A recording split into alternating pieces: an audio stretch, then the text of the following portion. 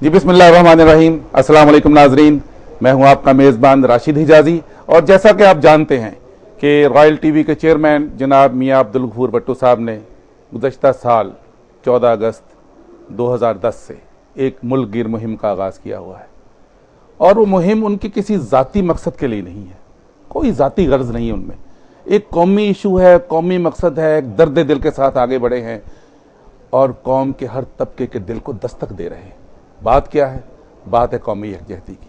पूरे मुल्क को आवाज़ दे रहे हैं कि आइए हम एक हो जाएं, खुदा के लिए अपने इंतशार ख़त्म करें, ये आपस की जो रंजिशें हैं इसको बुला दें, एक दूसरे से लड़ना छोड़ दें, कौम के लिए सोचें, मुल्क के लिए सोचें, वतन अजीज़ के लिए सोचें, पाकिस्तान के लिए सोचें, पाकिस्तान के लिए जिएं। और ये चेयरमैन मियां अब्दुल गफूर भट्टो साहब की आवाज़ है, उनके दिल की आवाज़ है। और इस आवाज़ को लेकर वो मुल्क के कोने कोने में पहुंच रहे हैं। करिया करिया, बस्ती बस्ती, शहर शहर, नगर नगर, कहाँ कहाँ वो नहीं पहुंचे। अपना एक पैगाम दिया, सादा सा पैगाम, आए अहले वतन एक हो जाएं इस वतन के लिए। मुल्क के हर तबके के पास गए, किसी को अपने पास बुलाया, मोहब्बत से बात की, सादगी से बात की, ताजरों से मिले, सियासतदानों से मिले, पार्लियामेंट के अरकान से मिले, सेनेटर से मिले, असम्बलियों के अरकान से मिले, ख़वातीन से मिले, और मुख्तलिफ जो तबका है ज़िंदगी के लोग हैं, किसानों से, काश्तकारों से, मजदूरों से, सनतकारों से। और आज मुल्क का वो हिस्सा, वो तबका जो इस मुल्क का मुस्तकबिल है, पाकिस्तान का मुस्तकबिल, पाकिस्तान के नौजवान, बड़ी मोहब्बत से बुलाया हमने उनको। और ये वो नौजवान जो आज हमारे रॉयल स्टूडियो में मौजूद हैं, इनका ताल्लुक़ है जो मुस्तकबिल में मीडिया में आने वाले हैं। हमारा तो इनसे दोहरा ताल्लुक़ बन गया, एक तो इस मुल्क के नौजवान और पहले नौजवानों के हवाले से जो पहली आवाज़ है, हम जिनसे हम आवाज़ हो रहे हैं, वो नौजवान जो कल मीडिया में आने चाहते हैं। ये कॉलेज ऑफ मीडिया स्टडीज़ के स्टूडेंट हैं। मैं इनको वेलकम करता हूँ रॉयल स्टूडियो में, और चेयरमैन साहब की तरफ से मैं आप सबको खुशामदीद कहता हूँ। और मैं बिला तवक्कुफ़ गुजारिश करता हूँ जनाब चेयरमैन मियां अब्दुल गफूर भट्टो साहब से कि वो अपने ख्यालात का इजहार फरमाएँ कौमी यकजहती के वाले। जनाब मियां अब्दुल गफूर भट्टो साहब। बिस्मिल्लाहिर्रहमानिर्रहीम। मैं फ़ख्र महसूस करता हूँ कि मैं आज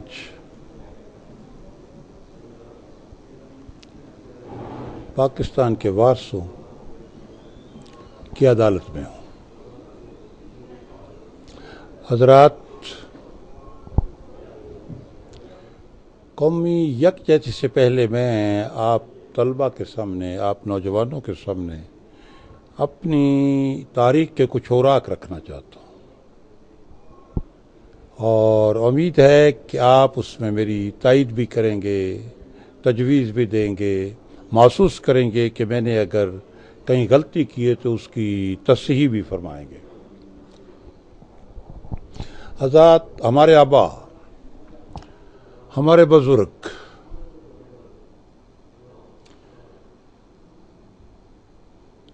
ने ये फैसला किया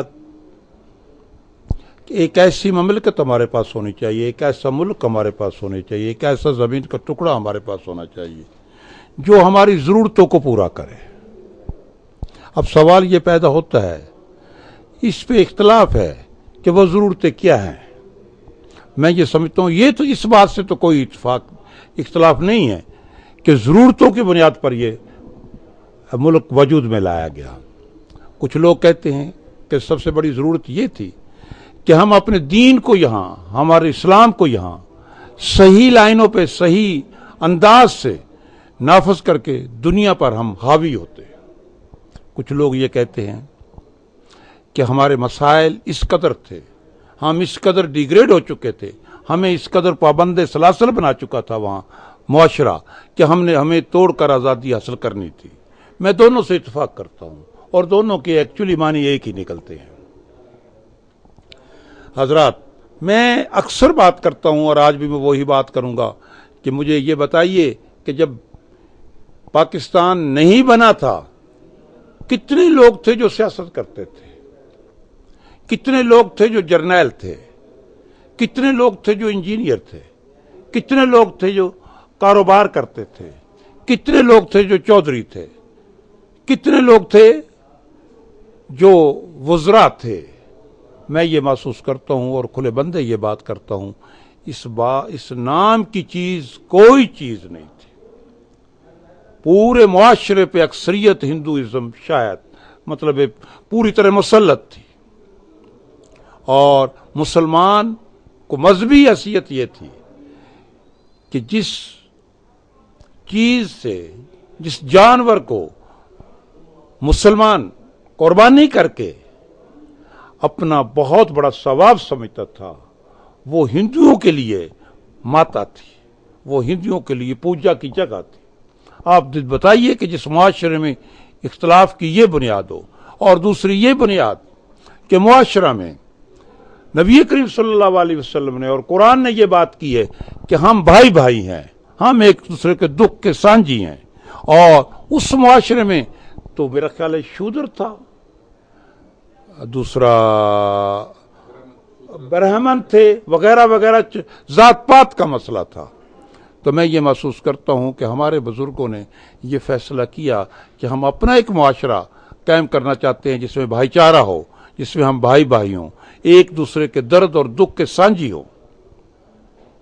और इसके खिलाफ हिंदू और अंग्रेज दोनों ने सफारा हुए। पहले तो ये बात की कि वो मुतालबा मानने के लिए तैयार नहीं थे। जब मान गए मुतालबा, तो फिर मैं ये महसूस करता हूं कि आपके बुजुर्गों को जिस तूफान से गुजरना पड़ा, जिस खून की नदियों से गुजरना पड़ा, जिस कुर्बानियों से गुजरना पड़ा, वो बहुत ही इबरतनाक हैं, वो बहुत ही लिखी हुई हैं जिनसे दिल कांप जाता है। हमने लाखों बच्चे हमारे शहीद हुए, लाखों बुजुर्गों ने जाने दी, लाखों बहनें माएं अपनी इज्जत खोई।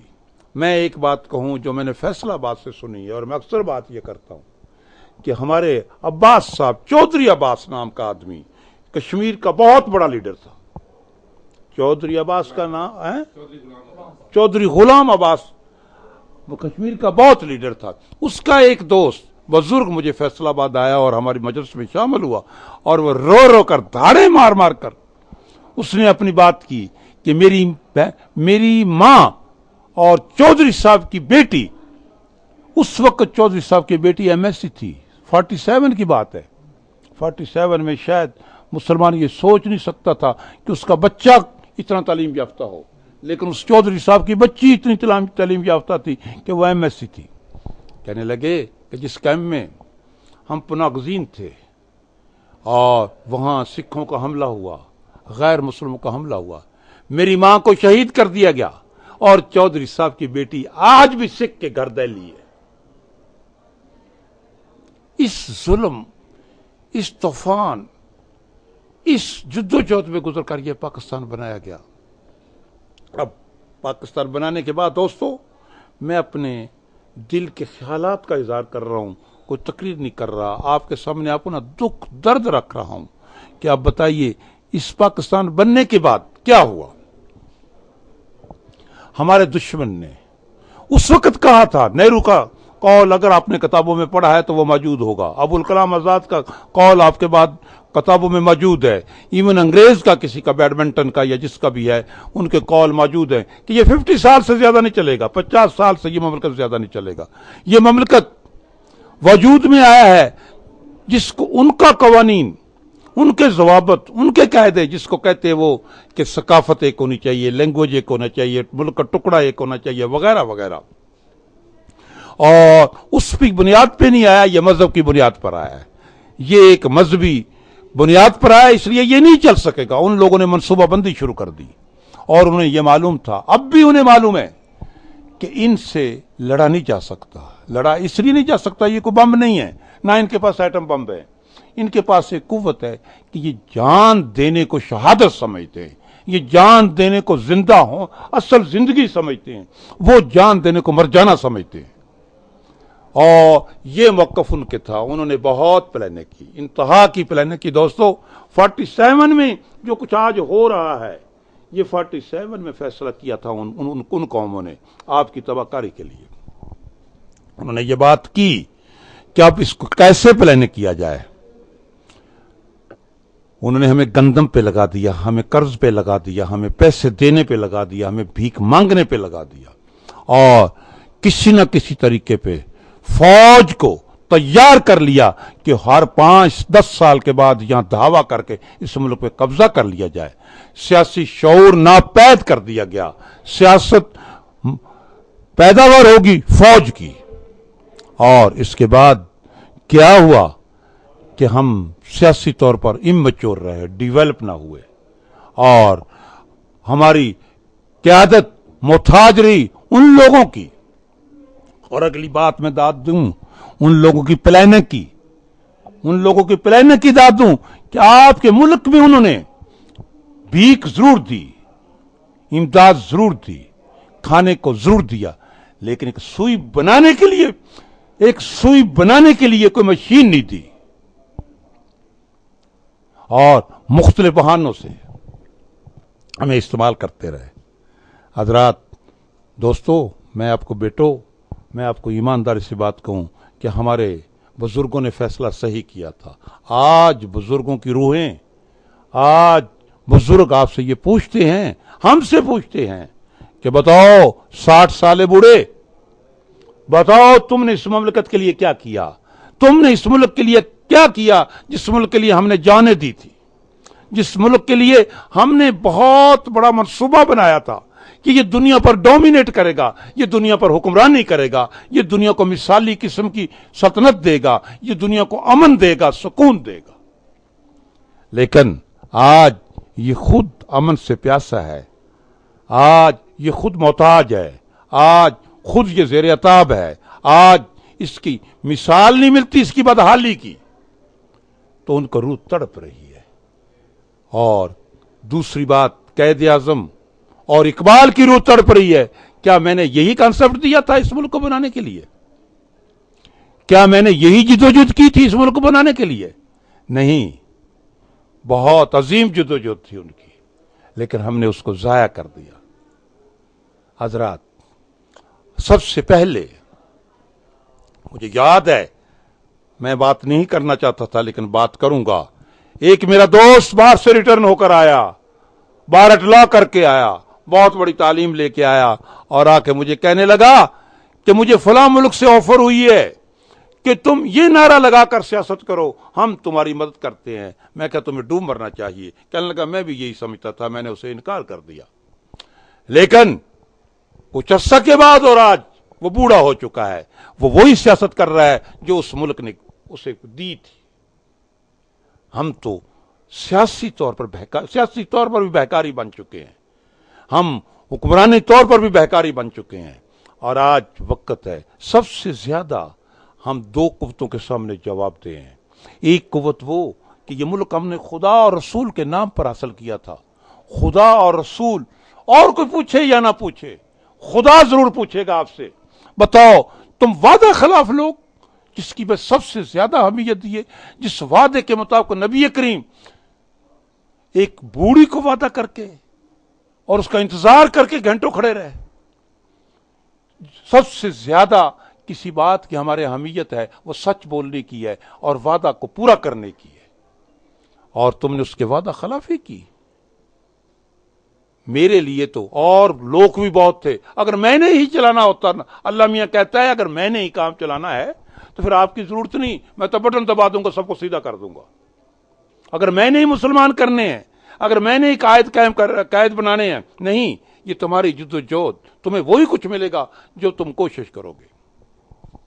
हजरात, आज भी मुझ पे भी इतराज किया जाता है, हमारे अदारे पर भी इतराज किया जाता है कि ये क्या बातें आपने करनी शुरू कर दी। मैं ये समझता हूं कि पूरे चैनलों का, पूरे मीडिया का फर्ज है कि आज इसी इश्यू को लें। बताओ ये पाकिस्तान को नुकसान होगा, ये पाकिस्तान ना रहेगा, इस पाकिस्तान को कोई डैमेजिंग होगी, तो ये मीडिया क्या करेगा? ये मीडिया किस बुनियाद पे है? पाकिस्तान की बुनियाद पे है। आप किस बुनियाद पे हैं? पाकिस्तान की बुनियाद पे हैं। फौज किस बुनियाद पे है? पाकिस्तान की बुनियाद पे है। सियासतदान किस बुनियाद पे हैं? पाकिस्तान की बुनियाद पे। ताजर किस बुनियाद पे? पाकिस्तान की बुनियाद पे।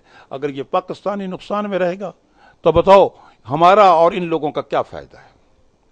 आज हम इस कदर कमजोर हो चुके हैं, आज हम इस कदर मफलूज हो चुके हैं, आज हम इस कदर बुज़दिल हो चुके हैं कि आप अभी चंद दिनों में चंद वाकया हुए। आप एबटाबाद का वाकया ले लीजिए, आप कराची का वाकया ले लीजिए, आप लाहौर का वाकया ले लीजिए।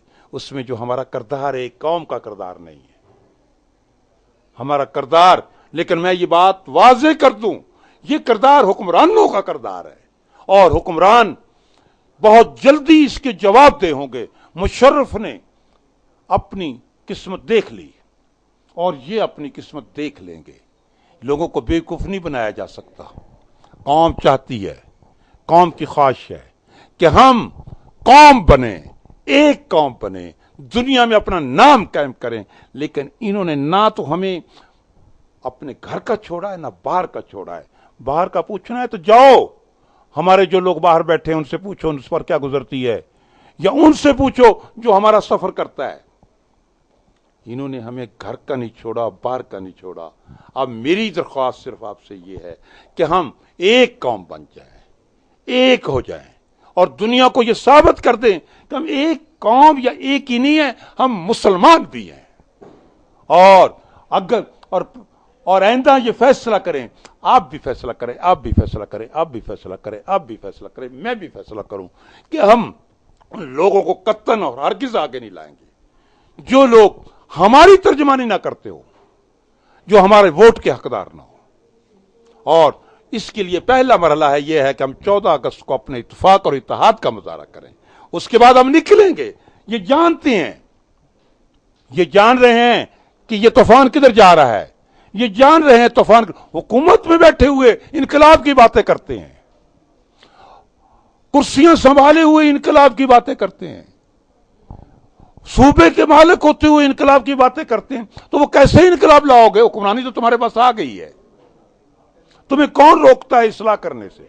तुम्हें कौन रोकता है बॉर्डर की हिफाजत करने से? तुम्हें कौन रोकता है मुल्क में अमन कायम करने के लिए? तुम्हें कौन रोकता है मसाइल हल करने के लिए, बिजली फराम करने के लिए, सुई गैस देने के लिए, बेरोजगारी खत्म करने के लिए? कौन रोकता है? तुम्हारा अपना जमीर रोकता है, बेजमीरी रोकती है। मैं दरखास्त करूंगा आजाजी साहब से कि आइए अब हम दूसरे तबकात के अलावा हर कॉलेज और स्कूल के तलबा को बुलाएं और उनको कहिए आप नहीं जिम्मेदार, हम जिम्मेदार हैं। आप हमारा गला पकड़ें, आप हमें पकड़ें, बताएं क्या तुम्हें कैसा पाकिस्तान दिए जा रहे हो? क्या ऐसा ही पाकिस्तान दिए जा रहे हो जो बुजुर्गों ने जिस कुर्बानी से हासिल किया और उसका तुमने सब कुछ मलिया मेट कर दिया? क्या है ओबामा, क्या है अमेरिका? आप तसव्वुर नहीं करते। तौबा नौज़ुबिल्लाह, नबी करीम सल्लल्लाहु अलैहि वसल्लम की फर्दी कुव्वत, हरबी कुव्वत, मुआशी कुव्वत यही इससे कम थी, कुरैश के मुकाबले में इससे कम थी जो अब मुसलमानों की कुव्वत है।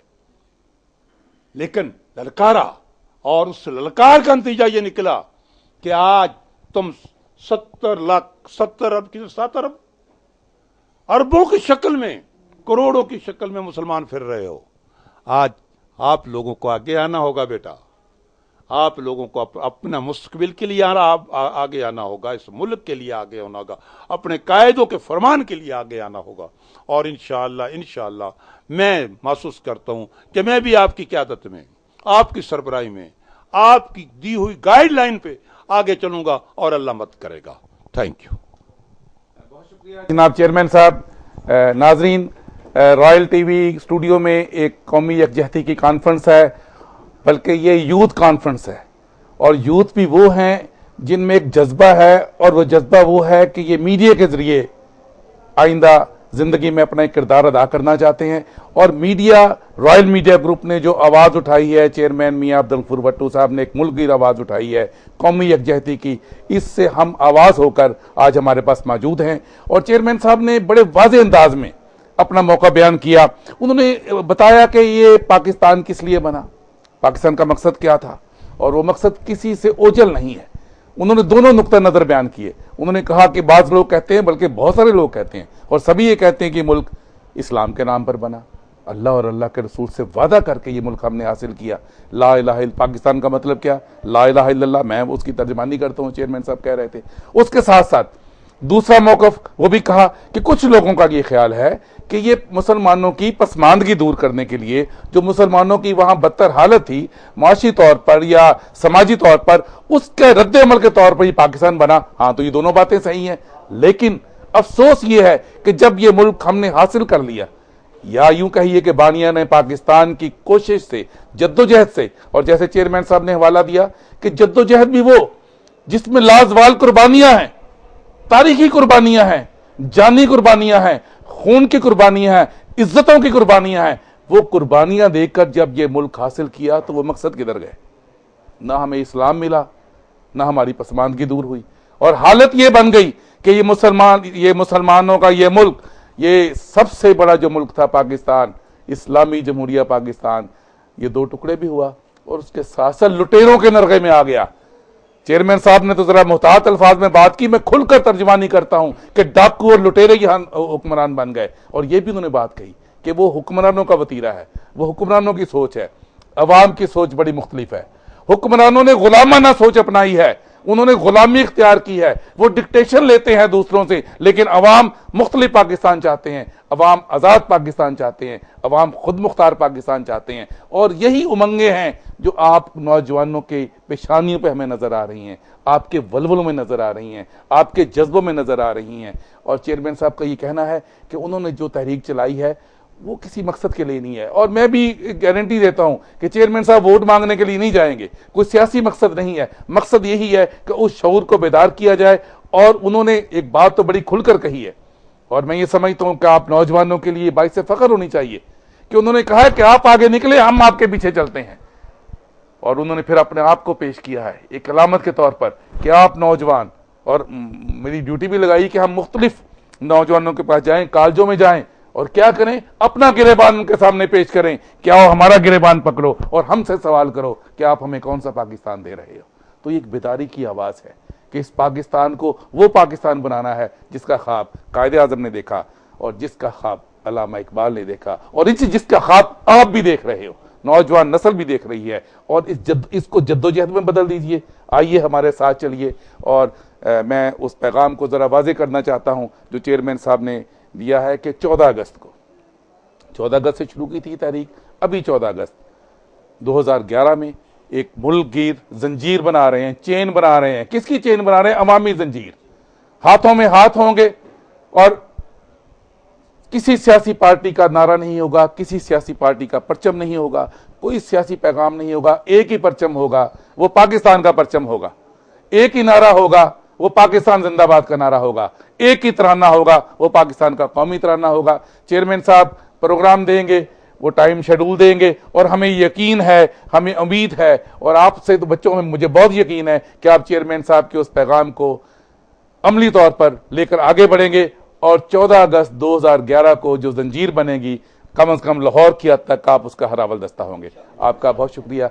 और अब मैं दावत देता हूँ लैला हयात, ये चेयरमैन साहब ने जो पैगाम दिया है इसके हवाले से अपनी बात करें, और कि ये कौमी यकजहती में नौजवानों का क्या किरदार हो सकता है और आप क्या सोचती हैं। लैला हयात राय। जी, सबसे पहले तो मैं आप सबका शुक्रिया अदा करना चाहूँगी, चेयरमैन का भी, कि उन्होंने इस कॉन्फ्रेंस में मुझे हिस्सा डालने का मौका दिया, और इन्होंने बहुत खूबसूरत बातें की हैं, बहुत सच्ची बातें की हैं। सबसे पहले तो मैं यहाँ बात करूँगी कौमी यकजहती पर, इसकी अहमियत और इसकी ज़रूरत पर। तो हमें इस बात से तो बिल्कुल भी इनकार नहीं है, कौमी यकजहती की बहुत अहमियत है। ये किसी भी माशरे में एक बुनियादी अंसर है, और कोई भी कौम उस वक्त तरक्की तो बिल्कुल नहीं कर सकती जब तक कि वो इसकी भट्टी में ढलकर कुंदन नहीं हो जाती।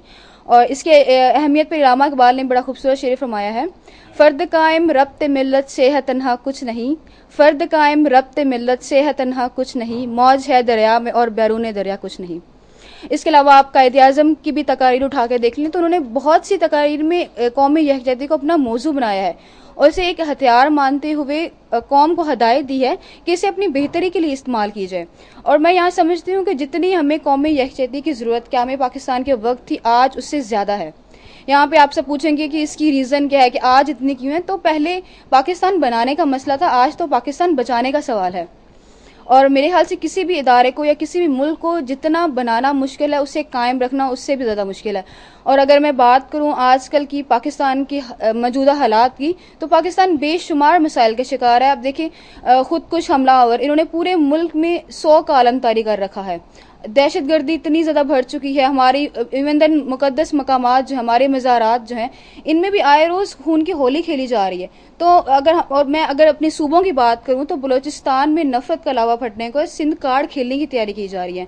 सूबा पंजाब जिसे पाकिस्तान का दिल कहा जाए, इस दिल के टुकड़े करने की बातें की जा रही हैं। इन सब मसाइल का हल किसी एक शख्स, किसी एक इदारे या किसी भी एक सियासी जमात के पास नहीं है। हम सबको मिलकर काम करना होगा, हम सबको मिलकर ये दुश्मन को एक मैसेज देना होगा, हम सब एक है और हमारा मकसद सिर्फ इत्तेहाद है और इसे हम पाकर रहेंगे। और अब अगर मैं बात करूं हमारे मौजूदा नस्ल अगर हम नौजवान नस्ल की बात करूं तो बिलाशुबा किसी भी कौम की जो अक्सरियती आबादी है वो नौजवानों पर मुश्तमिल है। इन्हें कौम का ममार भी कहा गया और समझा गया है कि ये पाकिस्तान की किसी भी मुल्क की तरक्की के लिए सबसे अहम किरदार अदा करते हैं। और मेरे ख्याल से इनकी एक फ़िक्री नज़रियात हैं, फ़िक्री मुश्तरका जो है वो फ़िक्री नज़रियात है, मुश्तरका मकासद हैं जो कि इनमें अकट और अजतमाहियत का नज़रिया पैदा करते हैं। और यही अकट और अजतमाहियत जो है इसी की आज हमें ज़रूरत है। और अब अगर मैं बात करूं आजकल की जो मौजूदा नौजवान नस्ल है, तो बिलाशुबा मैं इस बात से हम सबको इस बात से इनकार नहीं हो कि हम सब जो मौजूदा नौजवान हैं बिला तफरीक मर्द व जन अपनी जिम्मेदारियां निभाने के लिए तैयार हैं। हमें पता है कि हमारे पाकिस्तान के हालात क्या हैं। पाकिस्तान के हालात ख़राब हैं तो हमारे हालात ख़राब। अगर पाकिस्तान का मुस्तकबिल ख़राब होगा, इसका मतलब हमारा भी मुस्तकबिल ख़राब होगा। हमारे मुस्तकबिल से, पाकिस्तान के मुस्तकबिल से हमारा मुस्तकबिल जुड़ा है, हमारे वजूद से पाकिस्तान का वजूद जुड़ा हुआ है। तो हम ये इस चीज़ से बिल्कुल भी इनकार नहीं कर सकते, इस चीज़ को बिल्कुल नहीं भुला सकते कि हम खुद तो मुस्तकबिल बना लेंगे लेकिन पाकिस्तान का मुस्तकबिल जो वो हम इसको छेड़ेंगे भी नहीं। डेफिनेटली हम कुछ करेंगे तभी पाकिस्तान को कुछ मिलेगा। लेकिन सवाल ये पैदा होता है कि नौजवान अपनी जिम्मेदारियां कैसे निभाएं, वो अपने काम जो सरंजाम देना चाहते हैं, वो जो काम करना चाहते हैं वो कैसे करें। इन सब के लिए उनको अपॉर्चुनिटीज़ की ज़रूरत है, उनको ऐसे मौक़ों की ज़रूरत है। ये जो मैंने पहले कौमी यकजहती की बात की, ये सब मैंने किताबों से सीखा है। इसकी मुझे अमली मिसाल कभी नहीं मिली है। मुझे कभी नहीं मिला है कि कौम इकट्ठी हुई है किसी काम के लिए। ज़्यादा से ज़्यादा ये होता है कि सड़कों पे निकल आते हैं, इनसे क्या होता है और हंगामा आराई होती और प्रॉब्लम सामने आते मिलते हैं। खुदकुश हमलों ने इसी से जन्म लिया है कि कहीं जगह लोग इकट्ठे हुए तो खुदकुश हमला हो गया।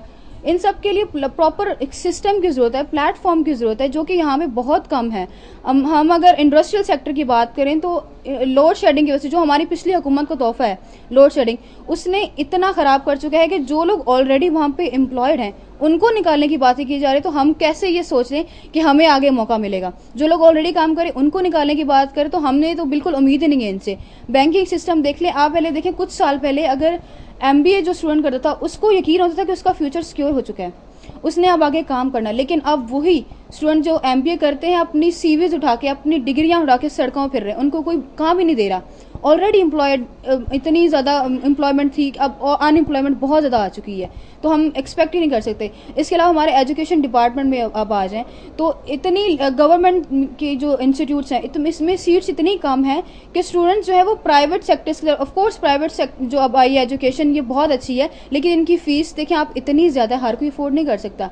जितने भी अमीर घराने के बच्चे हैं वो तो पढ़ सकें, लेकिन जो देहातों में हैं वो कहाँ जाएँ। सीट्स इतनी लिमिटेड है कि स्टूडेंट्स बजाय कि एक दूसरे का हाथ पकड़ के आगे चले, कौमी यकजहती का मुजाहरा करें, बल्कि वो क्या करते हैं, लेग पुलिंग स्टार्ट हो गई है। हम एक दूसरे को धक्का दे के आगे बढ़ना चाहते हैं, इससे तो कौमी यकजहती हो ही नहीं सकती। तो मेरी एक ये रिक्वेस्ट भी है सबसे कि एटलीस्ट इतनी हमें अपॉर्चुनिटीज दी जाएँ कि हम इस पर काम कर सकें, हमें आगे आने का मौका तो दिया जाए। हम डेफिनेटली हम काम करने को तैयार है। हमें भी नज़र आ रहा है कि पाकिस्तान का मुस्तकबिल ख़राब है, हमें भी फील हो रहा है कि हमारा मुस्तकबिल जो है वो इस टाइम बहुत ख़तरे में है। तो हम ये चाहते हैं कि ऐसा कुछ हो। जैसे आज के रॉयल टेलीविज़न ने हमें ये मौका दिया कौमी यकजहती का, तो ये बहुत अच्छा मौका। मैं चेयरमैन साहब का भी शुक्रिया अदा करना चाहूँगी, इन्होंने बहुत अच्छा हमें मौका दिया है। एटलीस्ट हमें बात करने का तो मौका दिया, जब बात करेंगे तो डेफिनेटली आगे नताइज भी नज़र आएंगे और मौके भी फराहम किए जाएंगे और बहुत कुछ अच्छा भी हमें उम्मीद भी है इस चीज़ से। Thank you.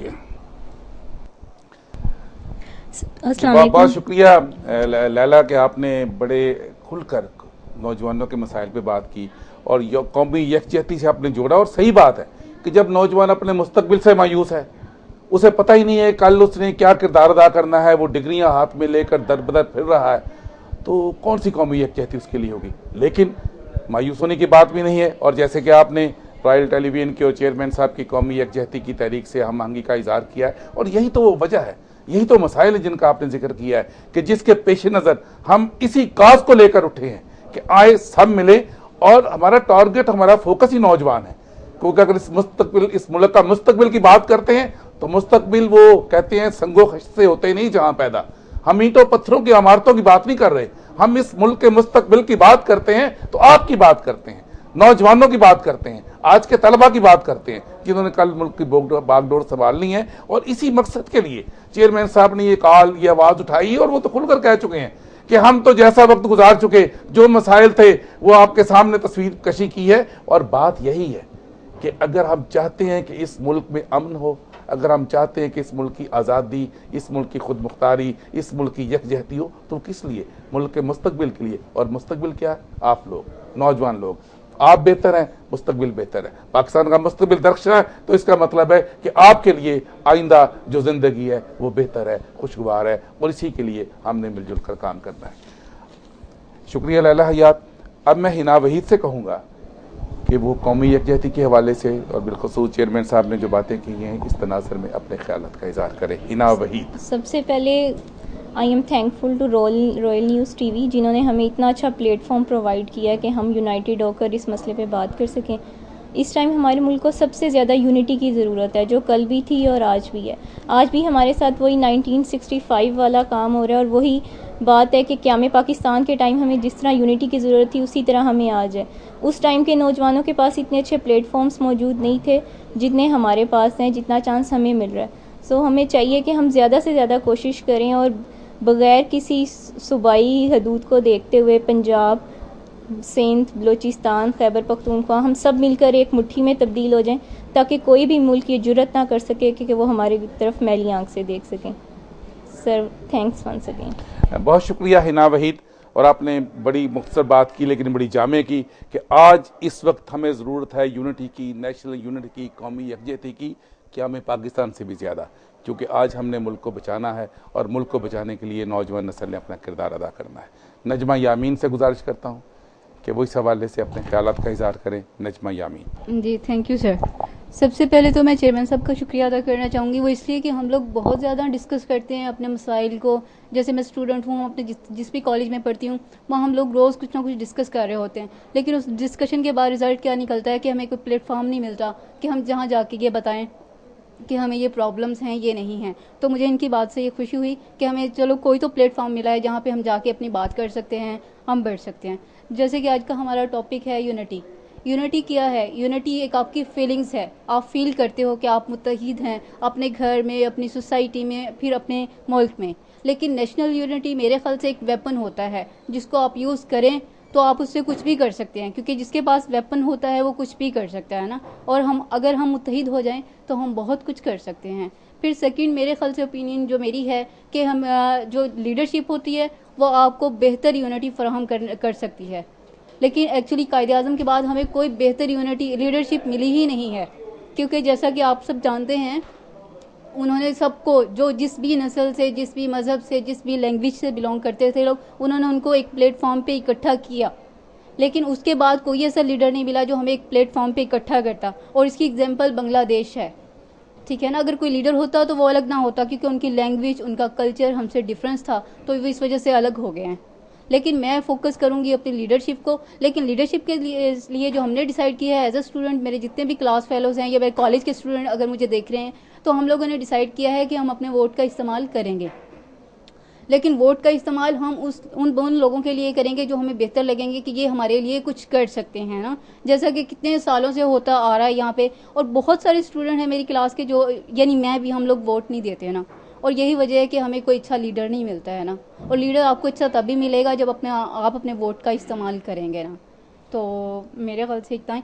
लेकिन एक और बात, जैसे कि चेयरमैन साहब ने कहा था कि हमने इस्लाम के नाम पे पाकिस्तान को हासिल किया था ना, लेकिन इस्लाम का हम लोगों ने पाकिस्तान के, मेरे ख्याल से 1980 के एरा के बाद हमने इस्लाम को जैसे यूज़ किया है वो आप सब लोग जानते हैं, वो उसका गलत नतीजा निकल रहा है जैसा कि हम उसको यूज़ करते हैं इस्लाम को। अगर हम अपने इस्लाम को बेहतर तरीके से यूज़ करते तो शायद आज हमारी जनरेशन इन हालात को फेस ना कर रही होती। क्योंकि जब आप लोगों को पाकिस्तान मिला था उस वक्त इकनॉमिकल क्राइसिस थे मेरे ख्याल से। लेकिन आज के दौर में जितने क्राइसिस का हमें सामना है स्टूडेंट को या यंग जनरेशन को, मेरे ख्याल से शायद आप लोगों ने वो फेस नहीं किए होंगे उस वक्त ना। आप 16 साल की डिग्री यानी मास्टर्स करने के बाद कहीं जॉब के लिए जाते थे, आपको जॉब भी मिलती थी और उसके बाद आप कोई स्टडी का कंसेप्ट नहीं था कि आप स्टडी हासिल करेंगे। लेकिन अब देखिए हम मास्टर्स करने के बाद पता नहीं क्या कुछ कर रहे होते हैं और एक डिग्रियों का बंडल होता है आपने उठाया होता है, उसके बावजूद आप कहीं जॉब के लिए जाएं आपको जॉब नहीं मिलती। और वो जो जाली डिग्रियां लेते हैं वो पता नहीं कहाँ कहाँ और क्या कुछ नहीं ले सकते ना, लेकिन हम अपनी ओरिजिनल अपनी इतनी मेहनत के बावजूद हमें कुछ नहीं मिलता। तो हम इन हालात को ठीक करने के लिए हमने इरादा किया है कि हम अपने वोट का इस्तेमाल करेंगे और कोई अच्छा लीडर सामने लाएंगे। Thank you. बहुत शुक्रिया नजमा यामीन, आपने एक बड़ी अहम नुक्ते की निशानदेही की है और आपने सही तौर पर कहा है कि कौमी यकजहती के लिए तो एक मुखलस लीडर की ज़रूरत होती है और लीडरशिप का तो बहरान है हमारे मुल्क में। और कायदे आज़म के बाद तो इस मुल्क को कौन सा ऐसा लीडर मिला है कि जिसने कौमी यकजहती पैदा की हो, जब लीडरशिप ही ऐसी है कि जिन्होंने बहरान ही पैदा किए हैं। और आपने तो वाज़े तौर पर मिसाल क्या हकीकत है, अलमिया है 71 का कि ये मुल्क के 2 टुकड़े हो गया। अगर कोई लीडर ऐसे मौजूद होते तो कौमी यकजहती की बजाय मुल्क 2 टुकड़े हो जाते। वाकई ये बहुत बड़े अलमिया है। और साथ ही आपने जो नौजवानों का एक मसला और इशू बयान किया है कि आज नौजवान डिग्रियों के बंडल लेकर फिरते हैं तो उनको कोई पूछता नहीं। और चेयरमैन साहब ये बड़ा एक मसला उठाया है कि जाली डिग्रियों वाले असम्बलियों में हुक्मरान बनकर बैठे हैं, कि जाली डिग्री वाले हुक्मरानी कर रहे हैं और जो सही पढ़कर मेहनत करके ये नौजवान डिग्री हासिल करते हैं उनको जॉब भी नहीं मिलती। ये वाकई आज का एक अहम सवाल है और इसी के लिए तो हम निकले हैं आपके दरख्शां मुस्तकबिल के लिए। हम और इंशाअल्लाह एक होकर हम आवाज़ होकर इन तमाम मसाइल का हल तलाश करेंगे। इफ्तिखार अहमद यहाँ मौजूद हैं, मैं उनसे गुजारिश करता हूँ कि जो गुफ्तगू हुई है कौमी यकजहती के हवाले से इसको आगे बढ़ाएं। इफ्तिखार अहमद साहब। अस्सलाम वालेकुम जी। First of all thank you so much sir, आपने हमें एक अच्छा प्लेटफॉर्म दिया जिस पे हम लोग अपने व्यूज़ शेयर कर सकें, आपस में डिस्कशंस कर सकें। एक कौमी यकजहती का आपने जो बात लेके चले हैं ये बहुत अच्छी बात है कि इंशाल्लाह हम आपके साथ हैं, आपकी क़ियादत में हम इंशाल्लाह इस मूवमेंट पे चलेंगे और इंशाल्लाह उम्मीद है कि मेरे जितने दोस्त हैं सारे अहबाब हम मिलके इसको पाया तकमील तक पहुँचाएंगे। दूसरी चीज़ ये कहूँगा कि हम यंग जनरेशन्स को जो प्रॉब्लम्स आ रही हैं उसमें प्रॉब्लम्स तो आनी है डेफिनेटली। अगर हमने कुछ करना है तो उसके लिए मुश्किलात तो आएंगी, लेकिन हमें एक दूसरे का साथ देना पड़ेगा, हर हाल में देना पड़ेगा। मुल्क में मैं ये नहीं कहता कि इसमें पहले भी मतलब मुश्किलात नहीं थी, पहले भी थी, डेफिनेटली आगे भी आएंगी, लेकिन हमें मिलजुल के चलना होगा, इससे बगैर और कोई हल नहीं है। और जो आजकल मुल्क के हालात हैं, हम लोग इतने डरे हुए सहमे हुए हैं कि घरों से बाहर नहीं निकल सकते। हर रोज़ कोई बम ब्लास्ट हो रहा है, माएँ अपने बच्चों को बाहर निकलने की परमिशंस नहीं दे रही, कहीं उनका बच्चा कोई मारा ना जाए। हर बंदा खौफ ज़्यादा है, हमें इन खौफ से बाहर निकलना होगा। कितने लोग मर जाएंगे, हमें ये कुर्बानियाँ देनी पड़ेंगी, इसके बगैर कोई हल नहीं है। नाजरीन, ये गुफ्तगू जारी है, बड़ी अच्छी गुफ्तगू है, लेकिन इस वक्त हम एक ब्रेक ले रहे हैं। हमारे साथ रहिएगा और इंशाअल्लाह ताला और भी नए मेहमान हमारे साथ शरीक होंगे तो आपसे ये सिलसिला जारी रहेगा। Thank you.